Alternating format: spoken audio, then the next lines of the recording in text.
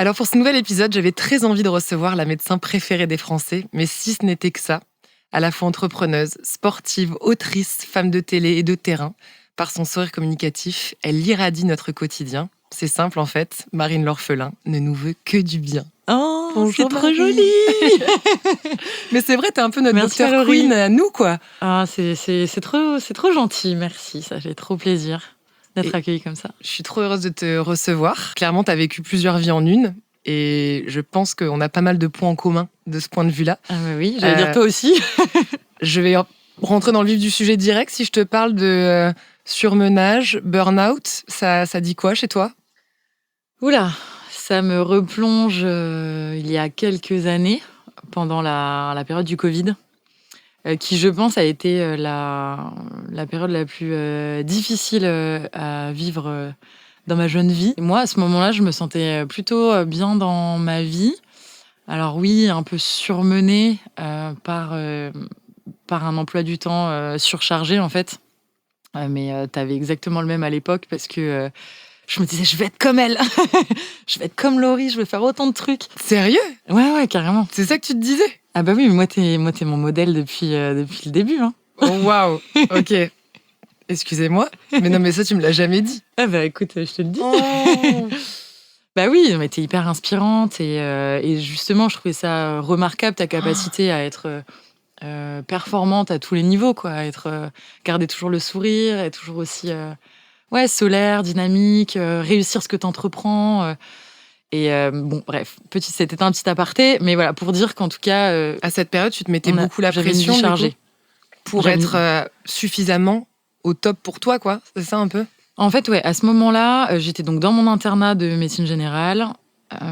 J'étais en stage à l'hôpital, qui sont toujours des stages qui sont un peu plus intenses, on va dire, que d'autres types de stages, par exemple en cabinet de médecine générale, où tu as des horaires un peu plus normaux. À l'hôpital, quand tu fais des gardes aux urgences ou quand tu es de service, tu peux faire beaucoup d'heures. Et puis, quand tu fais des gardes aux urgences, c'est la nuit. Enfin, c'est souvent la journée plus la nuit. Donc, tu fais des gardes de 24 heures où tu dors pas beaucoup. J'enchaînais du coup souvent avec des shootings photos, des interviews. Mais juste pour qu'on resitue, pour les personnes qui nous connaissent peut-être pas, pour la jeune génération, ceux qui n'étaient pas nés quand nous avions été élus Miss France. Oui. Marine et moi avons été élus Miss France, moi en 2011, toi en 2013, Oui. et nous avons poursuivi nos études. Alors moi, c'était 4 ans d'études. J'ai fini mon école de commerce, puis je suis partie en master de journalisme. 4 ans, ça va. Marine, c'était 10 ans d'études de médecine. Donc Ouais. que tu as décidé de poursuivre parce que tu étais en 2e année de médecine quand tu as été élue Miss France. C'est ça. Et j'ai repris du coup la 2e année de médecine l'année d'après, en fait, quand on a élu la nouvelle Miss France après moi, du coup Flora Coquerel. Donc à cette période du Covid, tu étais à combien d'années d'études? J'étais en 2e année d'internat, et donc du coup j'ai été à bac plus 8. Donc tu avais enchaîné 7 ans d'études après Miss France, en plus de la médiatisation, des demandes extérieures, Divers et variés, ouais. tous les projets que tu menais à bien, en parallèle de tout ça. Enfin, genre là, tu deviens juste l'ombre de toi-même, en vrai. Et tu vois, je me rappelle, à cette période-là, j'écrivais du coup mon premier livre, qui restait un peu inaperçu, mais logique, parce qu'il s'adressait en fait aux étudiants en médecine. J'ai écrit un guide pour les étudiants en médecine. Et donc à ce moment-là, oui, j'étais aussi en train d'écrire mon premier livre. Et donc en stage à l'hôpital aux urgences, donc avec un rythme très très très intense, où franchement j'ai sacrifié mon sommeil pour être capable de tout faire. Et là, c'est la crise du Covid.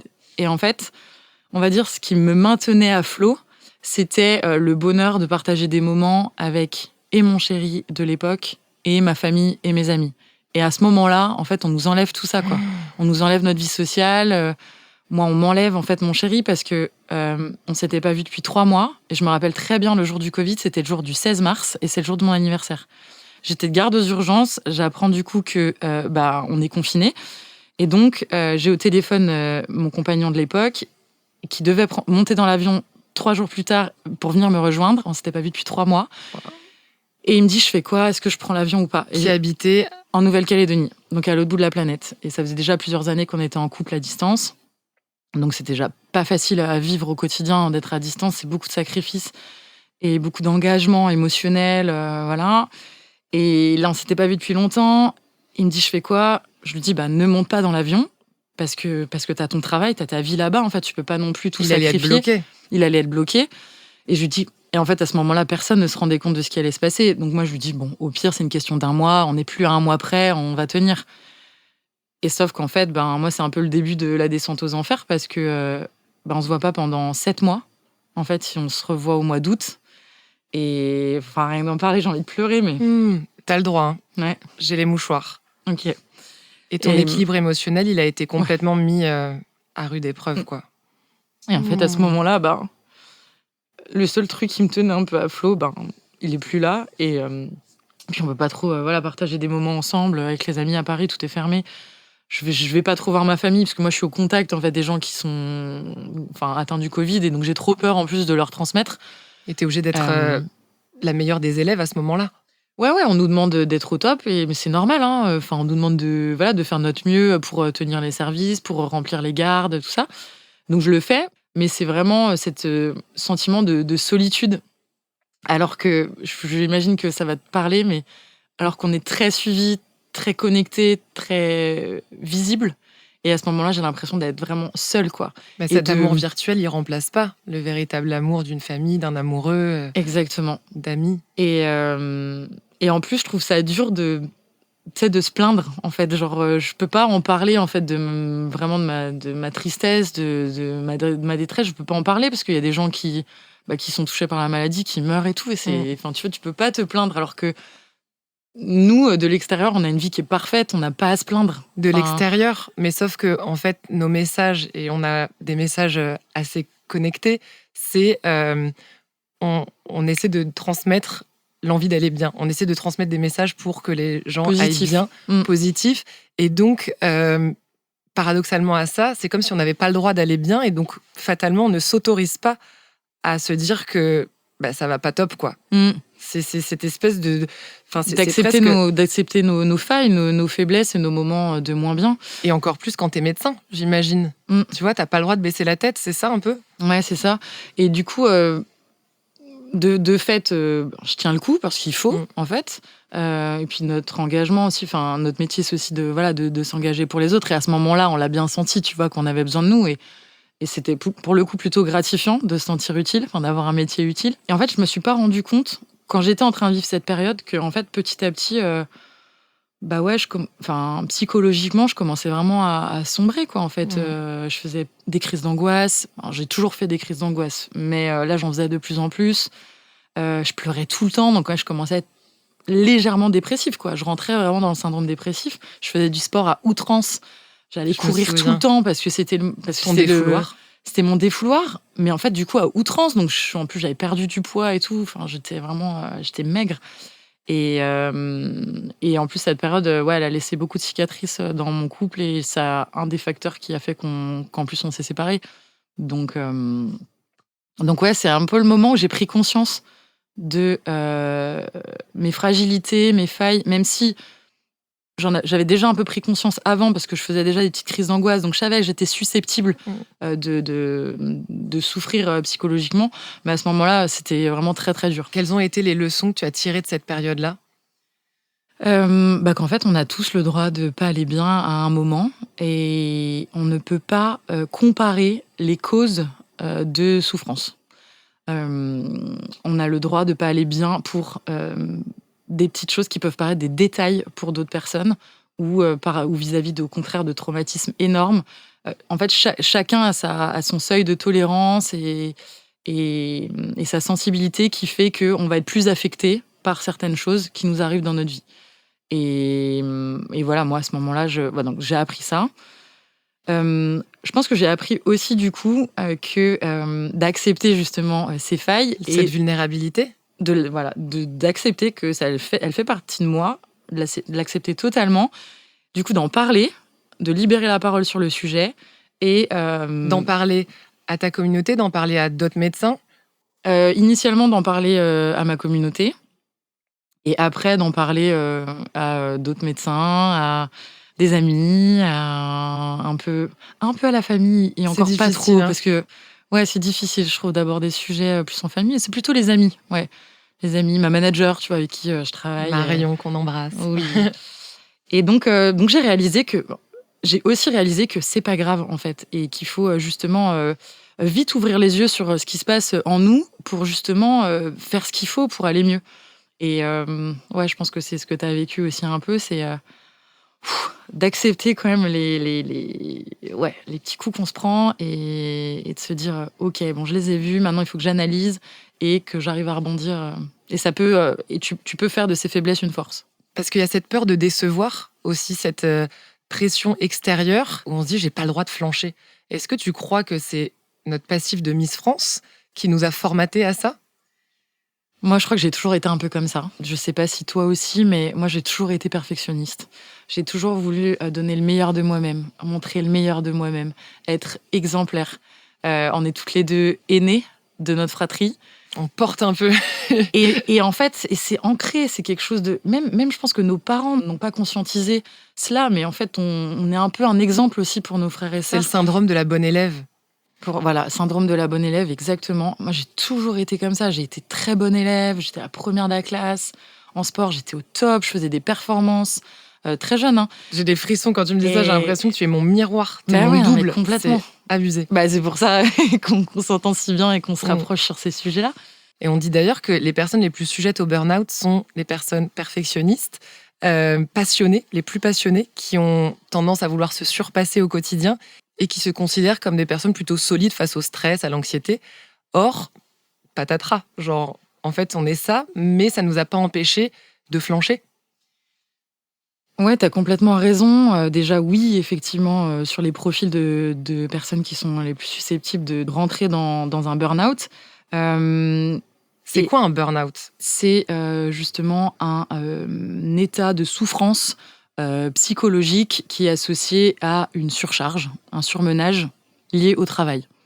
Voilà, c'est la définition du burn-out, c'est vraiment quelque chose qui est lié au travail. Ce qui fait, du coup, un des points de différence avec d'autres types de souffrances psychologiques, Comme voire la dépression, de par syndrome exemple. dépressif. Parce qu'on met souvent les deux un peu en parallèle. Alors, pour le coup, c'est assez différent quand même, parce que tu l'as dit, dans le burn-out, il y a un surmenage vraiment psychique. En fait, on pense trop, on est débordé, on est dépassé en fait par toutes les pensées qu'on a à l'intérieur de soi, par une pression qu'on se met soi-même, vis-à-vis souvent donc, des personnes qui sont perfectionnistes et qui ont envie de bien faire toujours, et donc du coup, qui se mettent une pression énorme à réussir les petits défis professionnels auxquels ils font face. Et il y a aussi de la pression subie, donc souvent de la part de l'employeur, et un manque de reconnaissance. Voilà, souvent ces personnes veulent bien faire et en plus elles n'ont pas la reconnaissance en face, donc elles se démènent toujours plus, elles acceptent toujours plus de contraintes. En fait, des personnes aussi qui sont capables d'abnégation, hein, qui s'oublient un petit peu et qui donnent tout en fait dans leur travail. Et donc en fait, elles vont commencer à développer donc du surmenage, donc c'est énormément de fatigue, hein, fatigue émotionnelle déjà, et après ça peut se retentir physiquement, mais aussi une forme d'anxiété à aller au travail du coup. Et tu as employé tout à l'heure dans ton parcours, finalement, qu'on peut décrire comme un burn-out. Hein. Il ne faut pas avoir peur des mots. Est-ce que toi, tu as posé le mot sur ce que tu avais vécu? Alors, je pense que je ne suis pas allée jusqu'au burn-out, dans le sens où je n'ai pas ressenti d'angoisse à aller au travail, donc que ce soit à l'hôpital ou dans mes engagements professionnels autres. Ça peut être un burn-out digital. Enfin, moi, je sais que ça m'est arrivé, tu vois, à un Alors, moment par donné. contre, ouais, très bien. Par contre, oui, complètement, le burn-out digital, je suis un peu dedans là en ce moment.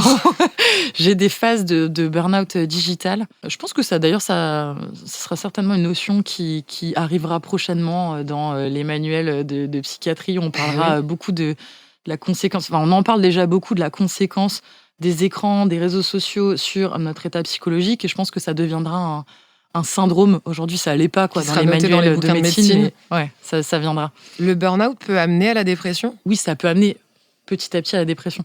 Mais la dépression, c'est un état qui est complètement différent. C'est un état, en fait, où, au contraire, on n'est pas surmené par des pensées ou des choses comme ça. On n'en a presque plus, en fait. On perd l'envie de faire les choses, on perd la motivation, on perd même l'élan vital. On ne sait pas pourquoi on vit. Alors que dans le burn-out, dès qu'on sort du travail, dès qu'on sort du système du travail, les gens vont relativement bien, en fait. Ils arrivent à passer des bons moments pendant les vacances, avec leurs amis, leur famille. Voilà, parce qu'il y a une coupure avec le travail. Et quand on les sort en fait de l'élément de stress, ils vont plutôt bien. Donc d'ailleurs, c'est la prise en charge du burn-out, c'est ça, c'est consulter, se faire accompagner psychologiquement, voire par s'il y a un bon service de DRH, et faire un arrêt de travail en disant faut vous éloigner un peu là du travail pour que vous souffliez, et on accompagne les gens sur une reprise adaptée, un poste adapté, voilà. Le problème dans notre catégorie, c'est qu'un arrêt de travail, notre travail, c'est un peu nous. Oui. En dehors de toi, ton cabinet médical, tu as aussi toute la partie entrepreneuriale. On a ça aussi en commun. Donc, difficile de scinder notre vie personnelle de notre vie professionnelle parce que tout est étroitement lié. Donc, comment on fait ? Eh ben, bonne question. On compose. On se pose la question dans ton podcast. Soutient. Comment on fait ? Je pense que c'est le fond du problème de nos situations où on mène des vies professionnelles, personnelles, on est visible sur les réseaux sociaux, où on montre un peu de notre vie personnelle, de notre vie professionnelle, et on a du mal à scinder en fait, et on fait plus la part des choses. J'ai l'impression qu'il nous avait fallu un chaos personnel à toutes les deux pour comprendre qu'en fait on était allés au bout d'un cycle. Et bizarrement, on souffle nos bougies de trentenaire. Et là, tout s'éclaire, on prend conscience de beaucoup de choses. C'est comme si on devenait femme avec des besoins aussi de femme. Et que ce passif qu'on a toujours un peu mis sous le tapis, on n'a jamais vraiment parlé de nos expériences de Miss France, et boum, elle rejaillissait. En fait, on se dit, mais ça a eu une incidence. Enfin, c'était pas rien. Non. Et genre, ça rejaillit maintenant. 10 ans après, quoi. Ce passage de la trentaine, ça m'a quand même fait vraiment réfléchir à plein de niveaux. Et j'ai réalisé que Miss France avait eu un énorme impact sur la pression vraiment que je me mets au quotidien. Pression de perfection, d'image, de prise de parole, de réalisation. Parce que quand on était Miss France, on nous a tellement posé la question de qu'est-ce que vous voulez faire dans la vie ? Quelle femme vous voulez être ? Qu'est-ce que vous voulez réaliser ? On nous a demandé de faire nos preuves, de montrer qu'on valait quelque chose. Et donc, en fait, on s'est mis une pression énorme vis-à-vis de ça, quoi, pour prouver qu'on n'était pas juste un physique et qu'on avait des choses intéressantes à dire et à montrer. Et ça y est, c'est mon tour. Je vois que t'es émue.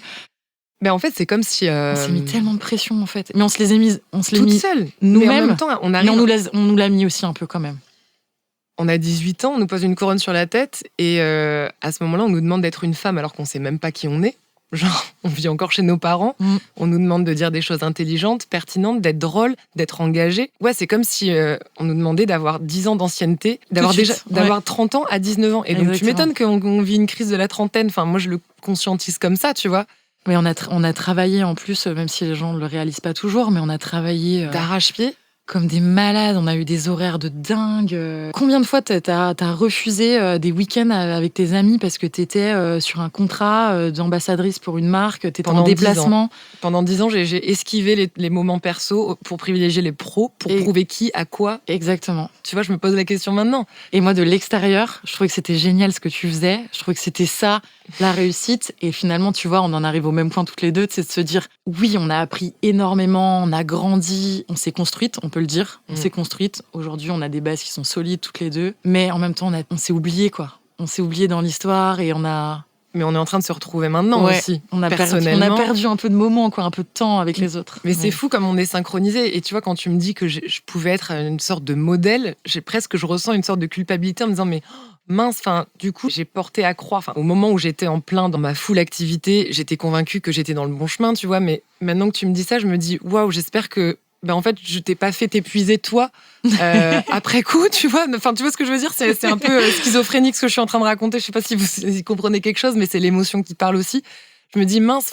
En fait, je me suis auto-persuadée que cette suractivité était bénéfique pour moi. Or, je satisfaisais les fantasmes presque qu'on me demandait, tu vois, genre après Miss France. De montrer que t'es capable jour, de tout faire. Qu'est-ce qu'on nous demande ? Et alors, c'est quoi tes projets ? Et tu vas faire quoi après ?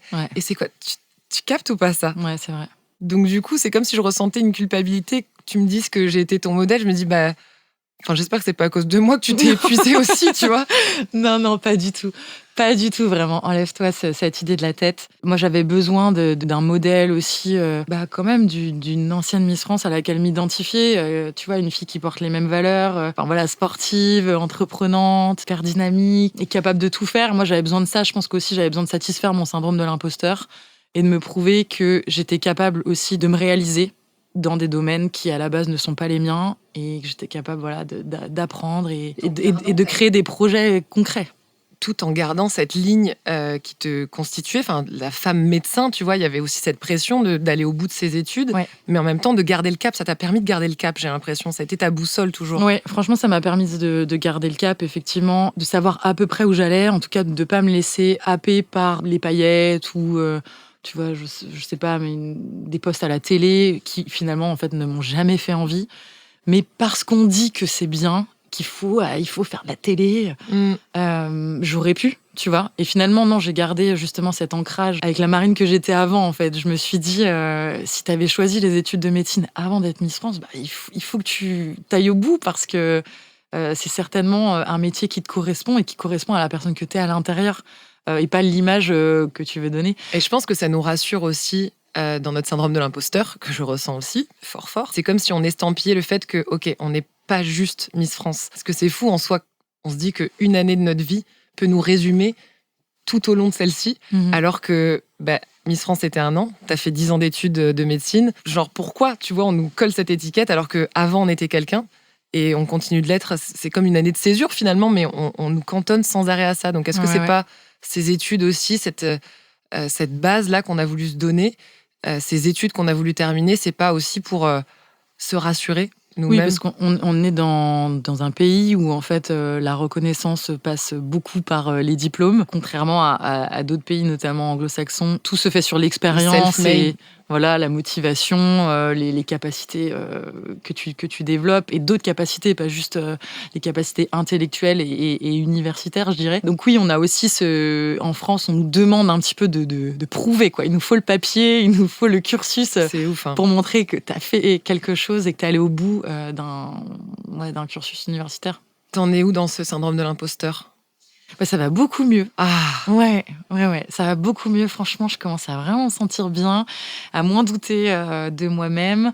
Je pense que d'être allée au bout de ces études, déjà, effectivement, ça a guéri une partie de mon syndrome de l'imposteur. Ça a coché. Exactement. J'étais capable d'aller au bout. Voilà, je suis médecin généraliste, un métier qui me plaît. C'est très bien, je suis très contente d'avoir abouti des projets qui me ressemblent. Avec un super livre. Voilà, d'avoir écrit un livre récemment qui s'appelle En pleine forme. Je suis très contente parce que ce livre, il a plu. Il y a beaucoup de gens qui m'ont dit avoir apprécié les conseils, les avoir appliqués et que ça les a vraiment aidés.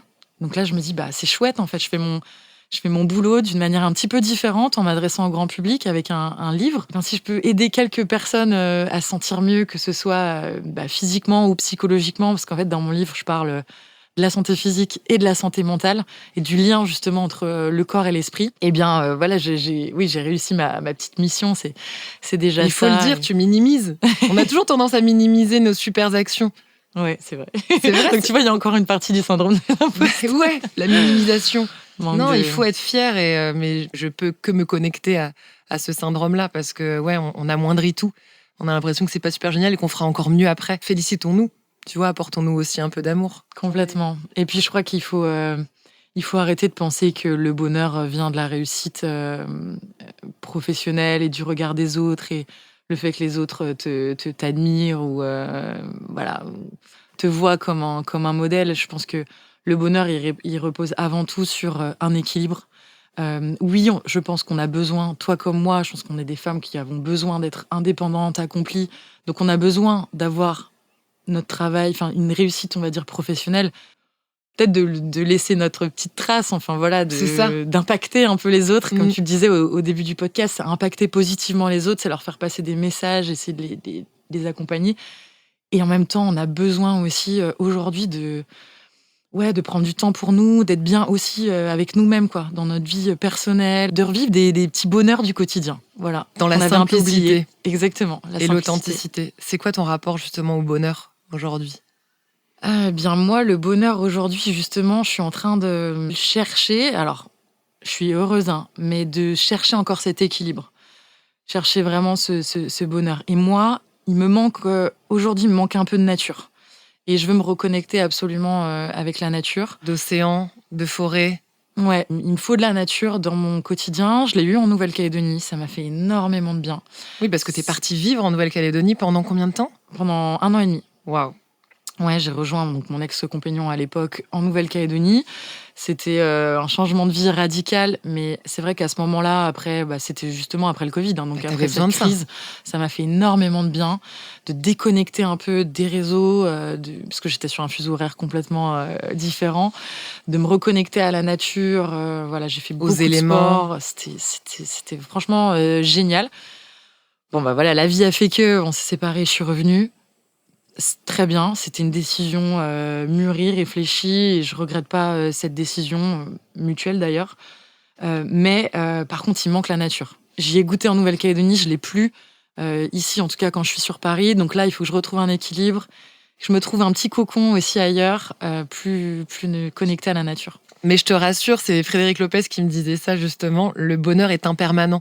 Donc il faut pas chercher la perfection de cette vie parfaite. Si tu demandes à quelqu'un, t'es heureux dans ta vie, qui te répond oui, barre-toi en courant. Parce que le bonheur, c'est mouvement, c'est un flot, c'est une vague. Et il faut accepter ça, et c'est l'essence même de la vie, Mm. justement, de composer avec tous ces mouvements.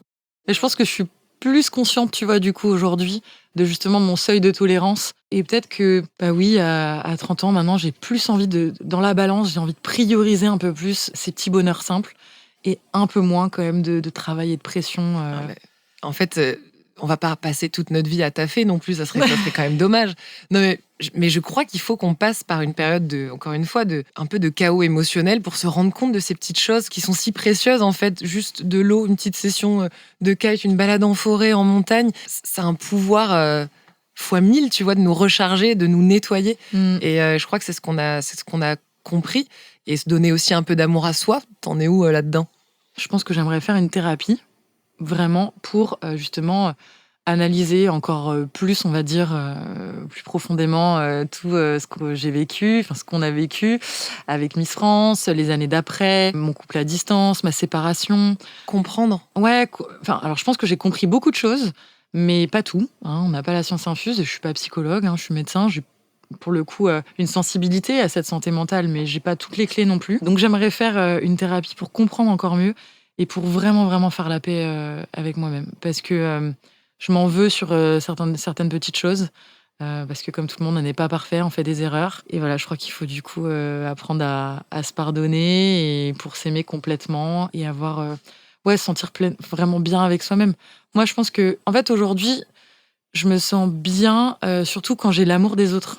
Et je voudrais essayer de me Trop. sentir bien quand j'ai pas l'amour des autres. Mais je te capte mes fois 1000. Parce que je pense que réapprendre à s'aimer, c'est aussi réapprendre à aimer tout court. Mm. Tu vois, genre, je sais pas, t'en es où de l'amour de Mm. manière générale? Moi, j'adore l'amour. Je trouve que c'est la plus belle émotion qui existe. Et je l'ai toujours cherché et je l'ai toujours entretenu. J'ai eu des relations longues, passionnées. Voilà, je suis vraiment une amoureuse, quoi. L'amoureuse de l'amour. Ouais, un peu. J'adore. Je fais partie de ces personnes-là. Mais j'ai réalisé que du coup, je me donne énormément. Et du coup, j'attends en retour la même chose, en fait. Et on a tous des langages de l'amour différents. Et donc, je vais forcément demander beaucoup de l'autre. Ça peut être pesant aussi à un moment. Alors, aujourd'hui, je suis amoureuse. J'ai trouvé quelqu'un aussi qui me le rend bien. Mais justement, je réalise petit à petit que...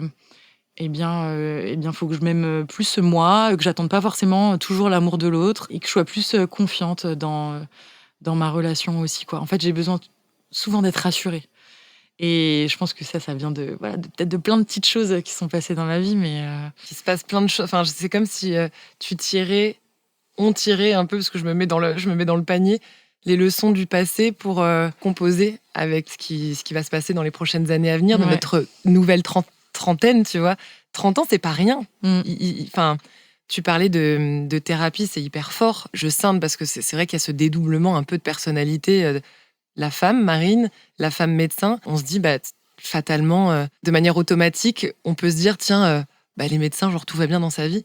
Et genre, Ouais. c'est OK, tu vois, d'accepter cette vulnérabilité. Et je trouve ça hyper puissant. Et bravo, tu vois, de le dire, de te livrer. Parce que c'est pas rien. On avait une discussion avant d'entamer ce podcast, de cellules psychologiques, tu vois, au sein de Miss France. Ouais. Rien que ça, peut-être que ça aurait pu, tu vois, nous aider. Et ça y est, c'est en train d'être mis en place d'ailleurs. Oui, c'est en train d'être mis en place et c'est une très très bonne idée. Il faut absolument parce que imaginez-vous, enfin pour ceux qui nous écoutent, vous vivez un changement de vie radical. C'est vous gagnez au loto, c'est vous êtes élu Miss France, vous avez une bourse inattendue, une personne sur 10 000 à cette bourse. Enfin voilà, c'est des changements de vie qui sont énormes. Mais d'ailleurs, quand tu gagnes au loto, t'as une cellule psychologique. Ouais. Miss France, c'est pas le cas. Ce n'était pas le cas. Ouais. C'est en train d'être mis en place et je pense que ça serait ultra bénéfique parce que peut-être qu'on n'aurait pas à faire une psychanalyse 10 ans après.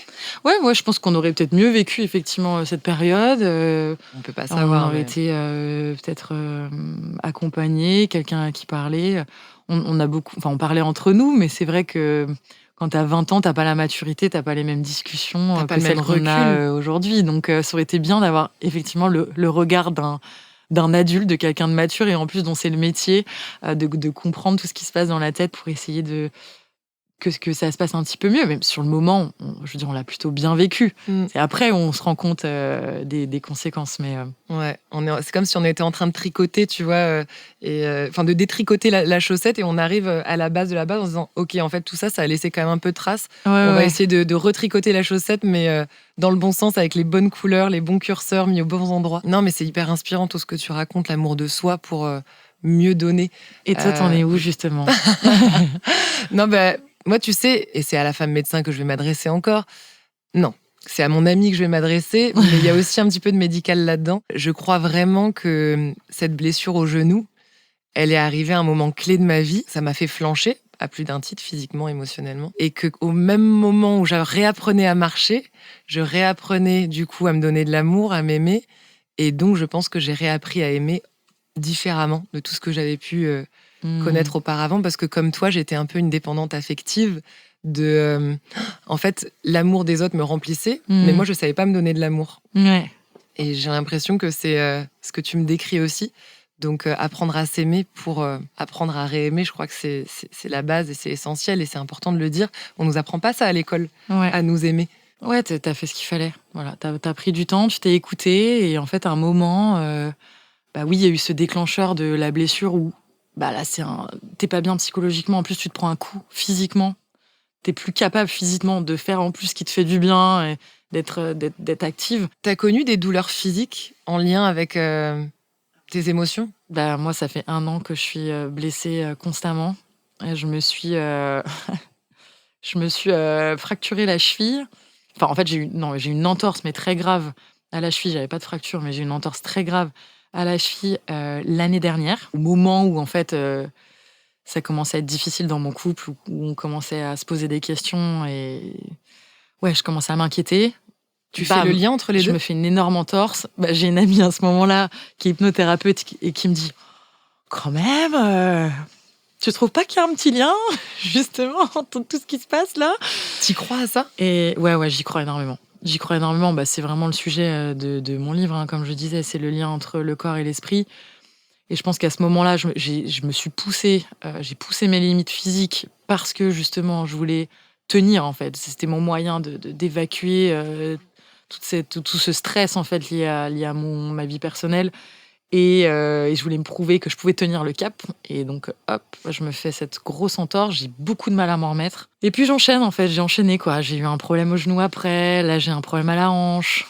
Donc, c'est quand même que, tu vois, le corps m'a montré qu'il fallait que je ralentisse mon rythme absolument, que j'apprenne à plus m'écouter, que j'apprenne plus mes ressentis, que je prenne du temps pour moi, que pour moi. Le corps nous montre nos limites aussi. Ouais. C'est les meilleurs signaux d'alarme. Ah, mais il faut absolument écouter son corps. Toujours. Ça peut être juste une petite douleur au début. Je sais pas, vous êtes très sportif, vous travaillez beaucoup, vous êtes fatigué, vous commencez à avoir une petite douleur. Maintenant, il y a des personnes qui vont pas l'écouter, qui vont se dire ça va passer, parce qu'ils ont tellement besoin de maintenir le cap, de rester à flot. Je fais plein de parallèles avec la mer et la marine. Ça me parle. Et c'est là après où ça va se compliquer. Ça peut être plein de petits signaux comme ça qu'il faut apprendre à écouter. Est-ce qu'il y a un petit objet, un petit quelque chose qui te rebooste, qui t'aide à sortir la tête de l'eau? J'ai pas d'objet, moi. J'ai pas de gris-gris, j'ai pas de choses comme ça. Par contre, je garde des mots, en fait, qu'on m'écrit. Et en fait, j'avais jamais capté que je faisais ça. J'ai réalisé quand tu m'as posé la question. Des mots qu'on t'écrit Que tu t'écris ou des que... mots qu'on m'écrit, en fait, bien des mots, on va dire, d'affection, hein, des petits, ou des petites choses rigolotes. Des mots qu'on m'écrit. D'amis. Je les garde. Alors, en fait, le premier que j'ai gardé, c'était le mot de ma grand-mère pour mes 18 ans. Donc, il m'avait écrit une petite carte avec mon grand-père. Ils avaient mis un petit mot dedans. Et j'avais plié ce petit mot et je l'avais gardé dans mon portefeuille. Et après, j'ai continué de faire ça. Et donc, du coup, j'ai regardé dans mon portefeuille ce que j'avais. T'en as? En fait, je fais pas attention, je le fais un peu machinalement. Donc, j'ai une blague qui est pas drôle du tout. Balance pour voir. Ouais, je voulais vraiment que je vous la dise, parce que c'est une cata. Ne perds pas espoir, même le plus majestueux des chênes n'était autrefois qu'un pauvre gland. En même temps, ça donne le smile. Elle m'a fait marrer. Mais oui. Et donc, je l'avais gardé dans mon portefeuille. Voilà. Et dans la séquence émotion, t'en as une aussi ou pas? Non, et l'autre, je lirai pas tout parce que c'est perso, mais c'est un mot de mon chéri, actuel du coup. Mais juste une petite phrase, il me dit « Tu es mon soleil qui me réchauffe et me donne vie ». C'est chouette. Tu es notre soleil à tous. Bah, non, mais je suis pas votre soleil à tous, mais en tout cas. Mais si, tu es le mien en tout cas. Et c'est trop chou. Et donc, ouais, j'ai tendance à faire ça. Je garde des petits mots. Ben, j'en profite aussi. Dans ce petit décor, j'ai mis des petits mots parfois que je m'envoie à moi-même et peut-être que ça pourra, je sais pas, déclencher des petits automatismes chez les autres. Moi, je me mets souvent des petits mots sur ma table de nuit, tu vois, avant de m'endormir. Ah, super. Voilà, des petites paroles qui me rassurent. Et j'en ai retrouvé un que j'ai mis ici parce que je l'aime bien. Je m'aime et je me remercie d'être moi, vivante, aimante, vibrante. J'arrête de m'excuser pour tout, d'être là et pour rien. J'embrasse la vie et les gens qui me veulent du bien. Je laisse de côté le noir, le gris, le mauvais, le pas beau. Je rayonne et je reçois de la lumière. Donc tu vois, voilà. C'est génial. On est un peu connectés. Mais j'adore ce texte. Et je ne l'avais pas relu, mais je sais pas, en chopant. C'est vrai qu'il fait du bien. Ouais, et ça fait du bien. Et tu vois, ça fait 1 an que je me le suis écrit. Ouais. Il était là sur ma table de nuit. Je me dis, j'aime bien, ça va me rassurer pour les podcasts. Et boum. Et je trouve que ça clôt parfaitement tous nos petits messages d'espoir et d'amour qu'on doit s'envoyer davantage à nous-mêmes. Tu dis quelque chose de très juste dans ton texte. C'est aussi s'entourer des personnes qui sont là pour notre bien, qui sont pas là pour nous assombrir. Et même pour nous demander, nous prendre, être là pour nous utiliser, entre guillemets. Vraiment s'entourer des personnes qui sont sincères, sincèrement présents. Et voilà, je vois, c'est dur de l'exprimer, mais je vois c'est dur de l'exprimer. Mais parce qu'aussi, dans notre position, aussi, on a été très entourés, et parfois pas toujours de bonnes personnes. Et voilà. Entourons-nous, mais c'est valable pour tout le monde, hein, entourons-nous des personnes qui nous font du bien, qui nous rassurent, qui nous encouragent, pas qui sont là pour appuyer là où ça fait mal, ou justement nous déstabiliser. Et ça, en fait, on le ressent. On ressent les énergies. Il faut faire confiance à ces vibrations du ventre où, genre, quand tu sens pas une personne ou un endroit ou une situation ou un projet, genre, écoute ton intuition. Tu vois, c'est une psychologue qui m'avait dit ça et c'était le premier fondamental qu'elle a planté dans ma petite tête, genre, mais Laurie, mais écoutez-vous. Et je pense que toi, tu es très intuitive aussi. Ouais. Et je crois qu'on apprend petit à petit à dire non pour se dire oui à nous-mêmes. Exactement. C'est ça. T'as encore des rêves à réaliser ? J'ai un rêve qui est très commun, je pense, à beaucoup de personnes, mais moi, j'ai envie de voir le monde, en fait. Donc, j'ai envie de... voyager ? J'ai envie de voyager. Après, je m'interroge aussi beaucoup sur l'impact environnemental et donc, forcément, me diriger plus vers... le slow travel ou ce qui peut être en fait de la découverte, mais plus nature. Et moi, mettre les petites croix sur la carte du monde, toutes les villes du monde que je voudrais visiter. Tu vois, c'est plus. Je vais t'embarquer en endroits. Van. Ouais, pourquoi pas en van. Ouais, j'adorerais. Il faut qu'on teste la van life ensemble. J'adorerais. C'est trop ta vibes. C'est trop ta vibes. Ouais, trop. Est-ce que tu as un enseignement que tu voudrais nous transmettre dans ce podcast ? Une phrase à toi qui pourrait rayonner et faire des petits ricochets sur d'autres ? On peut pas prendre soin des autres si on va pas bien, en fait. Ne pas s'oublier, en fait, dans l'équation de la vie et de ses difficultés. Merci vraiment d'illuminer notre quotidien à tous parce que... je te renvoie le compliment, tu minimises Mallory. Tellement de choses que tu as pu accomplir et vraiment n'oublie pas de te féliciter parce que voilà, ton parcours il est admirable et n'oublie pas de vivre surtout. Le métier de vivre c'est le plus important et je crois que c'est ce qu'on est en train d'apprendre à faire donc ouais, c'est cool. Moi je crois que là on est dans une chouette phase où justement On a accompli des choses, on ne veut plus se prouver trop de choses non plus et on se reconcentre sur l'essentiel, les petits bonheurs simples. Le vrai. Je te renvoie les compliments parce que t'es vraiment une belle personne. T'es vraiment une très très belle personne et c'est chouette que tu fasses aussi ce podcast parce que les échanges sont profonds et j'ai hâte d'écouter les autres épisodes. Je suis sûre que ça va être très intéressant. Et ce qu'on partage là, j'imagine que ça va certainement parler à d'autres personnes et donc J'espère, voilà. et c'est le but. C'est le but de ce podcast, de se propager comme des petits ricochets pour faire du bien à tous ceux qui nous écouteront, nous regarderont. Donc, merci d'être passé par ici et tu es la bienvenue. Tu connais la maison maintenant. Merci, ma Marinette. Merci Mallory. Mouah. Bisous à tous. Merci.